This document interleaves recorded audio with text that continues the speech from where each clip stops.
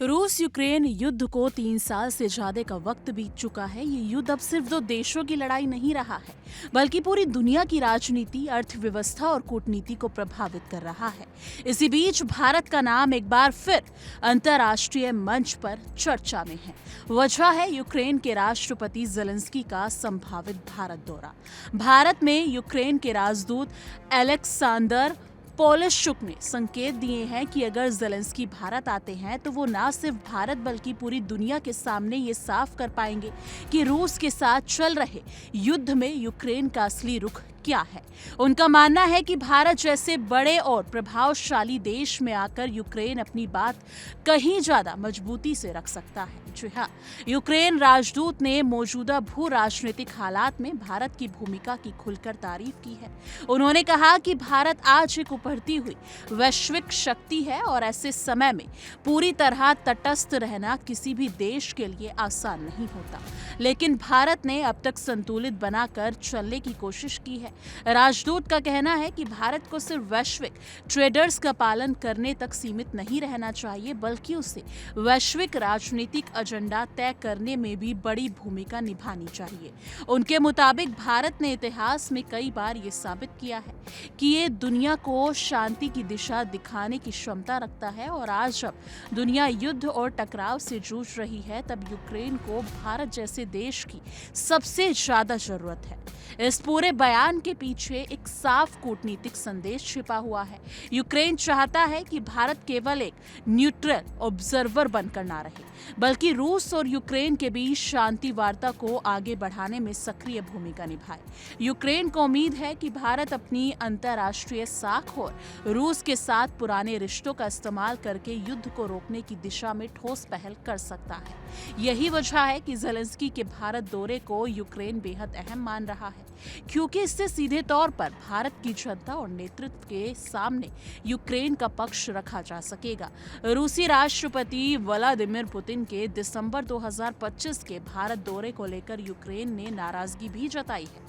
जी हाँ, यानी कि उस वक्त यूक्रेन ने नाराजगी जताई थी। यूक्रेनी राजदूत का कहना था कि पुतिन के लिए ये दौरा दुनिया को ये दिखाने का मौका था कि वो अंतर्राष्ट्रीय स्तर पर अकेले नहीं है, जबकि यूक्रेन की नजर में ये दावा पूरी तरह से सच नहीं है।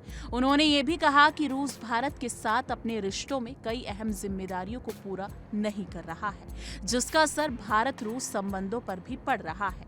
यूक्रेन के मुताबिक भारत और रूस की नजदीकी का इस्तेमाल पुतिन अपनी अंतर्राष्ट्रीय छवि सुधारने के लिए कर रही हैं, जिससे यूक्रेन नकारात्मक रूप में देखता है। अब सवाल ये उठता है, अगर यूक्रेन भारत को इतना महत्वपूर्ण मानता है तो राष्ट्रपति ज़ेलेंस्की अब तक भारत क्यों नहीं आए? इस पूरे यूक्रेनी राजदूत ने साफ कहा कि 2024 से भारत दौरे का निमंत्रण लंबित है और इस पर अंतिम फैसला भारत के प्रधानमंत्री कार्यालय की ओर से होना था। इसका मतलब ये है कि यूक्रेन की तरफ से आने की इच्छा पूरी तरह मौजूद है, लेकिन कूटनीतिक औपचारिकताओं और रणनीतिक संतुलन के कारण भारत अभी तक इस पर आगे नहीं बढ़ा है। ये भी साफ है कि भारत किसी एक पक्ष के साथ खड़ा दिखने से पहले हर पहलू पर गंभीरता से विचार कर रहा है। युद्ध के हालात पर बात करते हुए यूक्रेनी राजदूत ने भावनात्मक अंदाज में कहा कि युद्ध ने यूक्रेन को गहरे जख्म दिए हैं, लेकिन इसके बावजूद यूक्रेनी जनता का हौसला नहीं टूटा है। उन्होंने कहा कि ये युद्ध इस बात का सबूत है कि यूक्रेन की पहचान को कोई मिटा नहीं सकता।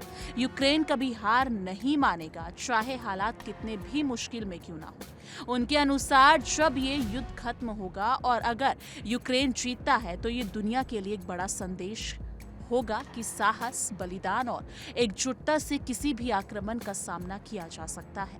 उन्होंने ये भी कहा कि यूक्रेन के लोग अपने देश के लिए जान देने को तैयार हैं और यही उनकी सबसे बड़ी ताकत है। अब पूरा मामला भारत की भूमिका पर आकर टिक जाता है कि भारत अपनी अब तक की तटस्थ नीति से एक कदम आगे बढ़ेगा या फिर वो संतुलन की राजनीति पर ही कायम रहेगा। ये देखना काफी दिलचस्प होने वाला है। क्या राष्ट्रपति ज़ेलेंस्की का भारत दौरा आने वाले समय में संभव होगा?